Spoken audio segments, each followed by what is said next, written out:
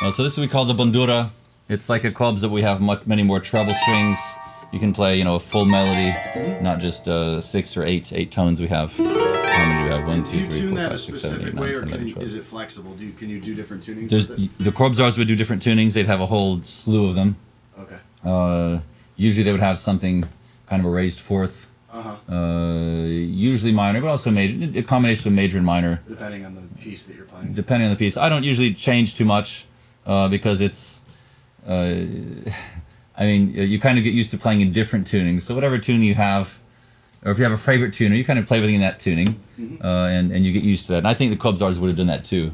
Actually, there was a lot of interesting material that sometimes they would sing in major and play in minor. Okay. And why would they do this? It's very strange. I think some of them were just very lazy. And they just But it created a sound. It was a sound, yes. A definite sound. I had to, sometimes I recreate that, not often. So here we have also, strings on a neck. And most present-day players don't depress the strings because they make the instruments where you cannot do that. Because they had the opinion that they did not depress them. But were any old of these instruments, ever fretted? Or were they all... The historical instruments were fretted usually. Okay. And you can see that it's possible to fret. But we don't actually have, aside from one person, Jurij Fedynskyj, we don't have any examples of how to play this instrument. There's only one person. He got to know the last of the Kobzars from Kharkiv, and he took off to Moscow, hit his bandura, came back home and saw nobody was playing the traditional instruments. Nobody played traditional repertoire, traditional manner. He was the only one. So from him I have this song I played yesterday.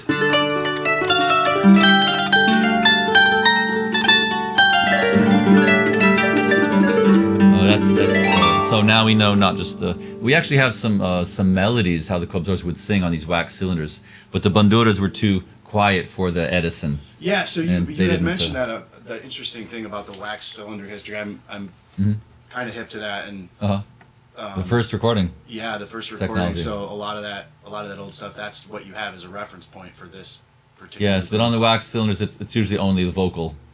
As I, So you can't hear much of an instrument. Yeah. And we have the text because the person who actually recorded it, he wrote down all the text. So you can put the two things together. He wrote some melodies down while the wax cylinders were still in pretty good shape. So I actually, I don't do it on these tours, but I need to work it back up. A complete Duma, note for note, where we have. And in here he does actually tune to major and sings minor, which is interesting. But other than that, we usually only have just some, but there's some kind of spirit in these cylinders. That's what's interesting, because there is somebody singing, even though it's not so clear. But if you get used to listening to them, you do hear the manner, how they go note from note. So it's very interesting. So this is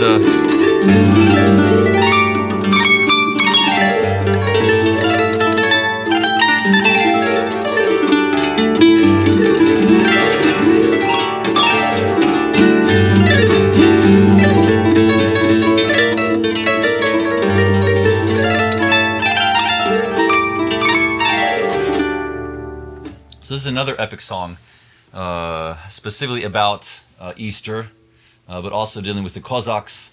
The Cossacks are in captivity. They're in a dungeon in maybe Turkey.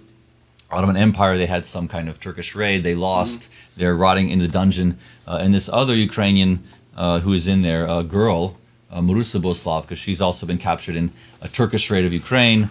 And she's becomes a concubine, one of the Sultan's maybe slaves or wives. And so she asked the Cossacks, do you know what day tomorrow is? They say, we have no idea. We don't even have a window to see the sun. She says, tomorrow's Easter Sunday. And the Cossacks don't want to hear this, right?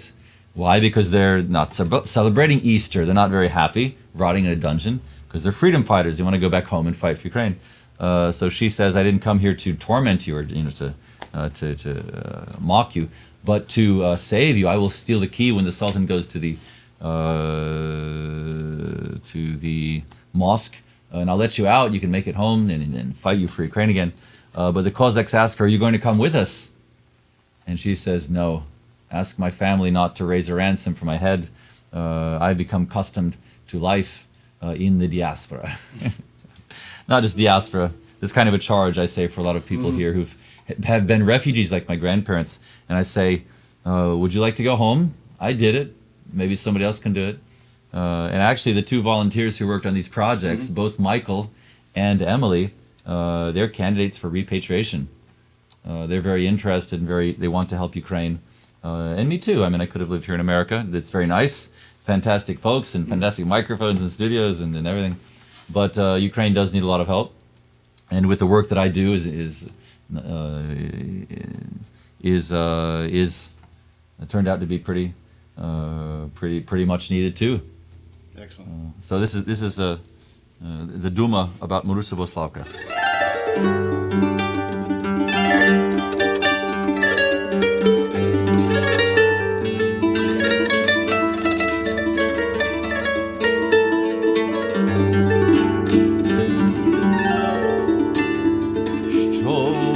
На Чорному морі, то на тому камені міленькому, там стояла темниця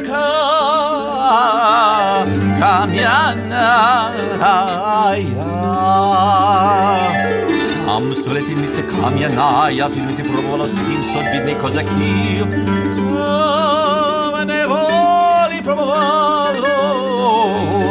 ясного світу, ні сонця праведного не побачали. Ей, тоника бранка, Марусю Боhuslavku, а все добре, давай до кам'яної темниці приходжає. Ей, до козаки словами промовляє. Ей, козаки, вільні невольників. Чи знаєте, що в нашій землі християнські день за тепера?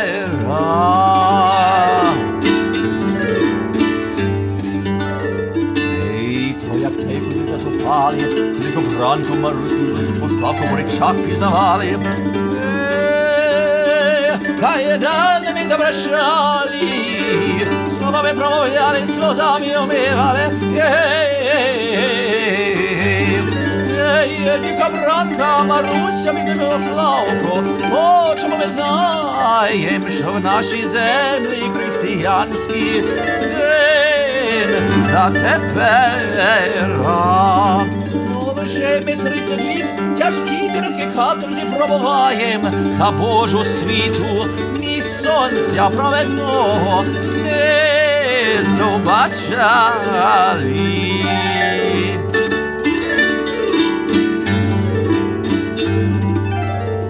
Ей, козаки, бідні невольники, що в нашій землі християнській. Сьогодні Великодня субота, завтра нас пікторний праздник рокові Великдень.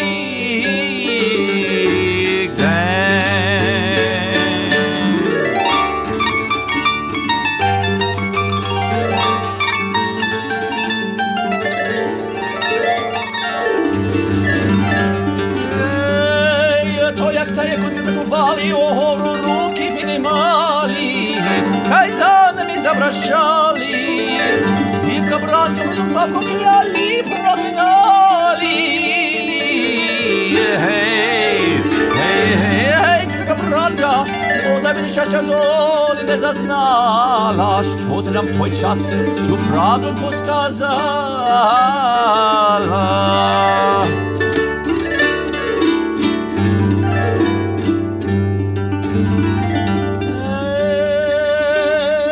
Козаки, не лайте, мене проклинайте, бо як буде завтра пашу не втрачати ніщати, аж і буде причинам здавати, тоді лише я до вас буду приходжати, вас на волю випущати. Ой, на рукою праздник, там пашу турецькі мечети ніщати, столиці бранці, Bohuslavці ключі не роздавати.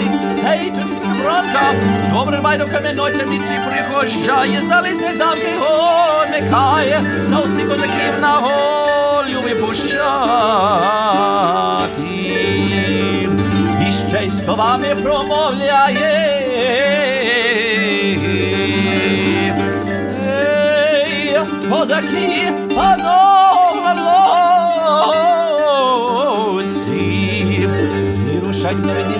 землі, у ворон християнський на ясний зорі, тільки води край веселий між думір хрещені на Україну. На усі гори минайте, на ворожбу слави не минайте, Отцю ненці вісточку подайте, та нехай тецтен великий статків, меч не блюбленцю не збуває, не мельким ранкам розпославку з неволі не відкупляє. Бо я вже потурчилась, побусурменилась, для розкоші нещасної, для лакомства проващею.